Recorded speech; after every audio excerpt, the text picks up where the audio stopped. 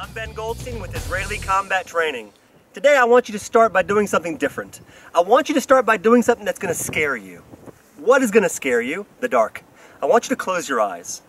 I don't want you to cheat. Don't have sunglasses on like me. Close them. Don't be afraid. Do exactly what I'm doing and don't peek. I want you to envision something.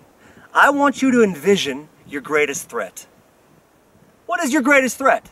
I'm not talking about the Terminator. I'm not talking about a mythical subject.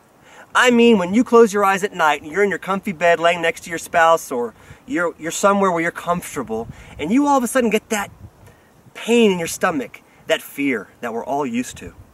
What do you envision when you think of a threat? Take a few seconds. Close your eyes, don't be afraid, and think about it. Is the person white? Is the person black? Is the person yellow? Is the person red? Big, small, many, few, female, male. What do they look like to you? Now that you have that in your mind, which every single one of you do, because every single one of you know that boogeyman or boogie woman that's in the closet is always inside of your heart and soul, no matter where you are, at the mall, at church, synagogue. I don't care if you believe in God or not. I don't care what religion you practice. It means nothing. All I want you to do is clear your mind and think of the scariest individual you can think of. Is it a gang? Now that you have it in your brain, now that you took the time to think about it, I want you to open your eyes. And if you cheated and if you peeked, start over.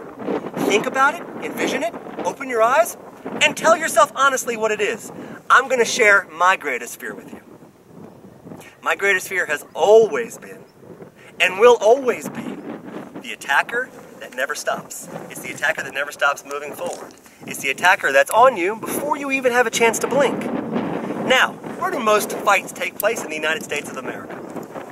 Statistically speaking, we all know that most fights take place within arm's reach. Call it 10 feet, call it 7 feet, doesn't matter to me. It doesn't matter to me what weapon's best. It doesn't matter to me what caliber you like. It doesn't matter to me if you're fit, if you're not, if you're disabled. It doesn't matter to me what language you speak.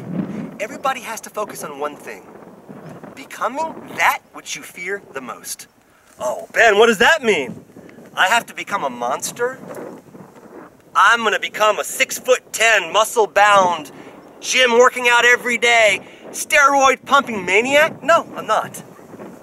What I'm asking you to do is, I'm asking you to take your greatest fear and think of ways to train yourself mentally first, physically second, to become your greatest fear. Because once you have become your greatest fear, there is absolutely nothing on this planet that can stop you from walking down any street in the world, any time of day or night, feeling confident. What does that mean?